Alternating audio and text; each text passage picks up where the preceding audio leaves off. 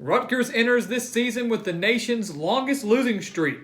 Can they end it and improve in 2019? Find out here on the Gridiron Expert. Yeah.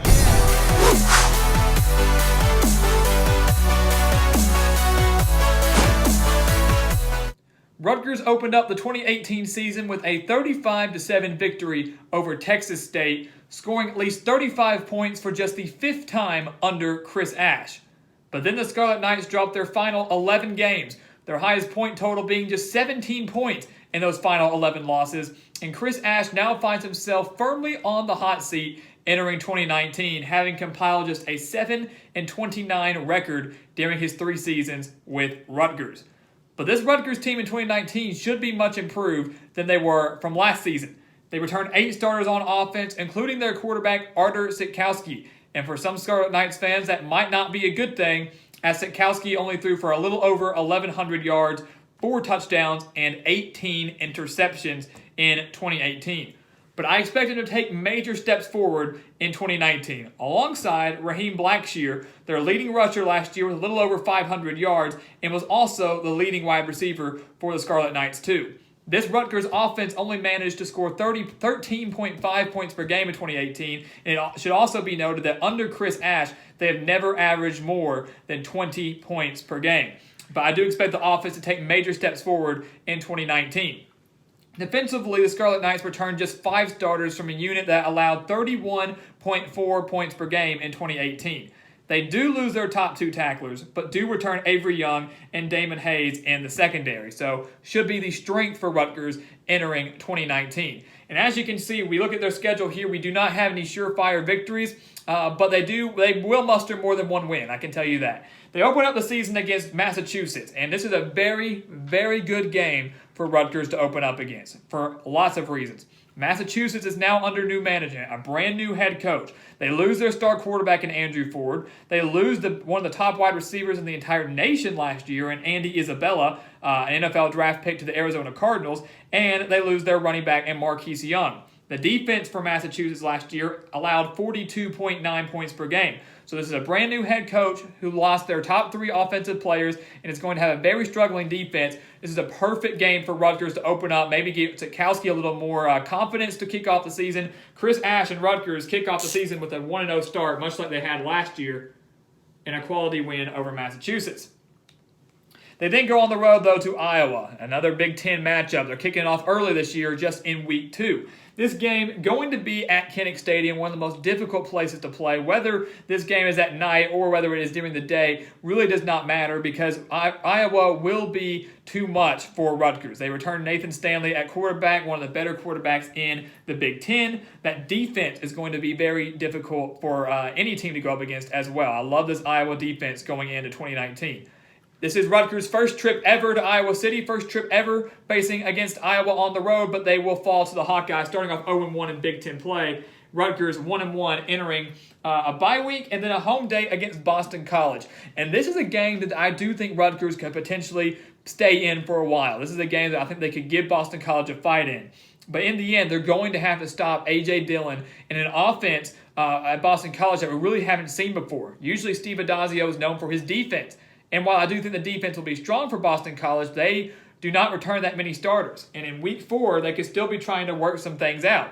The offense, though, is going to be the biggest key for the Eagles. I think they're going to be too much for this Rutgers defense. So even though Rutgers is coming off that week of rest, even though I think they will be improved, and even though this game is at home, I think they fall to an experienced Boston College team who have hopes to break that 7-win streak or that 7-win mark under Steve Addazio, never exceeding more than that. Rutgers falls to the Eagles. They are 1-2. They then go on the road to Michigan. I know we can probably mark this down as a loss. Not only is it on the road for Rutgers facing off against a potential college football playoff team, but the past 3 meetings between Michigan and Rutgers, the combined score is Wolverines 155 and Rutgers 21. They've been outscored 155-21 the past 3 meetings between these schools. Michigan's defense lost a lot from last season, but they will replenish, they will rebuild much like they have done in years past, and the offense will finally take some strides forward, led by a veteran quarterback in Shea Patterson. Rutgers falls on the road to the Wolverines. They are now just 1-3. That nation's longest losing streak, though, is over. They don't have to worry about that. They have snapped that in week 1 against UMass, ending at 11 straight losses. They come back home from the loss against Michigan and face off against Maryland. And this is a game that I do believe could be won by Rutgers. This is a winnable game for them. If Rutgers takes the steps forward that I think they will take in 2019, then they can very well beat the Terrapins, who will also be led by a brand new head coach.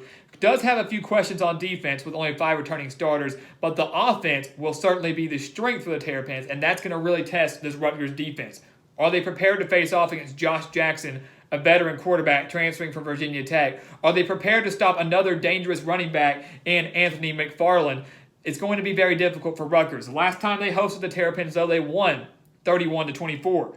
I think they fall, though, in this game, in a close one to the Terrapins, a team that could potentially surprise in year 1 under Mike Locksley. I'm not saying win the Big Ten. I'm not even saying maybe going bowling, but a team that can be much more competitive than they're giving credit for. They do come on the road and beat the Scarlet Knights. Rutgers then travels to Indiana, and last year at home they nearly beat the Hoosiers, falling 24-17. And if you look at Rutgers' schedule, especially towards the end of the season, they showed signs of improvement. They were much more competitive, had some teams on the ropes that maybe they could have pulled off a win there, or at least it looked a lot more respectable against quality opponents. Indiana, they fell by just 7 points last year. But this game's on the road, and you know how I am when it comes down to home field advantage. And Indiana will be boasting one of the better offenses they've had in recent years, especially under Tom Allen, with a veteran quarterback, Stevie Scott at running back, and some solid wide receivers. This Indiana team will be borderline bowl eligible in 2019, and they're going to need all the help they can get. And they will need this win against Rutgers, and they will get it at home. Rutgers dropping their 5th straight game, now just 1-5 on the season. Coming back home, though, to face off against Minnesota, another game that I think could be winnable for Rutgers. If you look at this schedule, we'll recap it later, but you look at this home game against Minnesota, and I know Minnesota is one of the most experienced teams in all the Big Ten, and maybe even the country, returning a lot of production from 2018, ending the season with very strong performances against Wisconsin and then Georgia Tech in their bowl game. But this game could be a very big trap game for the Golden Gophers. And as I mentioned, if Rutgers continues to improve week in and week out, they could give the Golden Gophers a fight here. But in the end, this offense from Minnesota, led by Tanner Morgan at quarterback, and then you've got Tyler Johnson, one of the best wide receivers in the Big Ten, and then 7 returning starters on defense, I just don't see Rutgers winning this game, even though they get to host. They fall to Minnesota, still winless in Big Ten play. They remain at home, though, facing off against Liberty, and they do beat the Flames. They do beat Liberty at home to clinch their 2nd win of the season and snap that 6-game losing streak on the season. So another losing streak over. Don't have to worry about that. The Flames, though, a game that Rutgers cannot afford to overlook. Now being led by Hugh Freeze, as we all know, the guy that used to coach Ole Miss. And Liberty, last year, their first year in the FBS, went just 6-6. So they could have gone to a bowl game. We're not able to because that was their first year in the FBS. They returned 8 starters on offense, 7 starters on defense, and Stephen Calvert and his top 2 wide receivers. Stephen Calvert, one of the best passers in Liberty history, 3rd all-time, actually, in passing yards, should break that record in 2019. Rutgers cannot afford to overlook the Flames this year, but I think in the end, they have a little more talent than the Flames, and they will certainly be more battle-tested than the Flames when this game comes. Rutgers gets a quality and another much-needed win at home against Liberty. They go on the road to face off against Illinois, another potential win for Rutgers. Usually these are the 2 worst teams in the Big Ten. Of course, this is a game that Illinois probably needs more so than Rutgers if they're looking to try to make a bowl game. Now they've had so many transfers come to Champaign. Last year, or back in 2017, Rutgers did beat Illinois on the road. If this game personally, when I looked at the schedule, when I was doing these predictions, if this game was being hosted by Rutgers, I would be picking the Scarlet Knights. I truly would. But this Illinois team is going to take some major steps forward in 2019, not just because of their transfers, but also because on top of those big-time transfers, they returned 10 starters on defense and 7 on offense. I like this Illinois team, maybe not to make a bowl game, but to be much more competitive. It's on the road. Lovie Smith also trying to remain off the hot seat. And the Fighting Illini beat Rutgers, and they take another loss in Big Ten play. And unfortunately for Rutgers, they're at 2 wins. They're out of bowl contention. Obviously, at this point, they're just looking to improve. But their final 3 games are against some of the best in the Big Ten: Ohio State, Michigan State, and Penn State. They do get to host 2 of these guys, though, and we'll start with Ohio State. Even though Rutgers coming off a bye, they don't stand much of a chance against the Buckeyes. I hate to say that, but they of course, we all know, bringing in another transfer quarterback in Justin Fields from Georgia for the Buckeyes. Yes, they lose Urban Meyer. Yes, they lose Dwayne Haskins and lose quite a bit offensively. They do have J.K. Dobbins, though. They do have K.J. Hill, and their defense returns 9 starters. I don't think Ohio State misses much of a beat with Ryan Day taking over as head coach. They come on the road, take care of Rutgers, maybe not in the biggest of blowouts, but comfortably, and Rutgers drops another Big Ten game here. They then face off against Michigan State and Penn State, though, and these were 2 teams that Rutgers gave a fight towards the end of last season. With Michigan State, they only lost 14-10 at Michigan State last year. It's a very respectable showing, losing by 4 points on the road. This year, though, Michigan State should be much improved, especially if they can get that quarterback going. You know, Brian Lewerke looked great in 2017, really took a step back in 2018. Can he get the numbers up in 2019? If he does, Michigan State's a contender in the Big Ten this year. If he doesn't, they're going to once again have to rely on their defense while the offense struggles majorly. I think they do improve offensively. The defense stays about the same. They come on the road and beat Rutgers, but keep in mind what happened last year. The Scarlet Knights could give the Spartans a fight in this one. And then they close out the year on the road against Penn State. Last year, only losing to Penn State just 20-7. Hanging in that game once again. They only lost by 2 possessions, but 13 points. Not bad at all. This game on the road, though, at Penn State. And while everybody looks to point fingers saying they lost Trace McSorley, they lost Miles Sanders, they lost people in the transfer portal, they're struggling recruiting, James Franklin and the Nittany Lions will be just fine in 2019. I can promise you that. This game at home, at Happy Valley, on Senior Day, I don't think Penn State loses this game to the Scarlet Knights, and Rutgers, unfortunately, goes winless in the Big Ten to finish the season 2-10. 2 wins coming against Liberty and Massachusetts, both from the Independents. And once again, looking at the schedule, if there's any win that maybe, or any wins that Rutgers could potentially get, I think they come maybe against Boston College, maybe against Maryland, and maybe against Illinois or Minnesota. The talent, I think, is getting there. I think this team does show signs of improvement in 2019.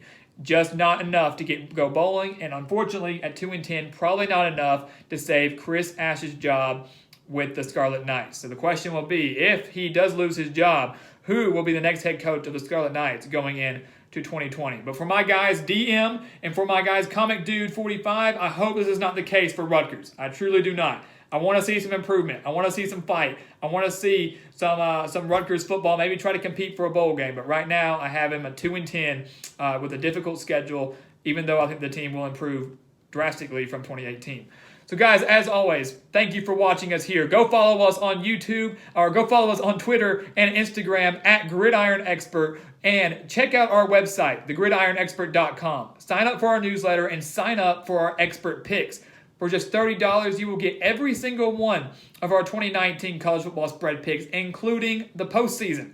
I can promise you that's a deal you do not want to pass up. So go join our team, sign up today, only at thegridironexpert.com. And guys, as always, thank you for watching us here on YouTube. Please continue to like, comment, and subscribe. And we will see you next time on The Gridiron Expert. Yeah.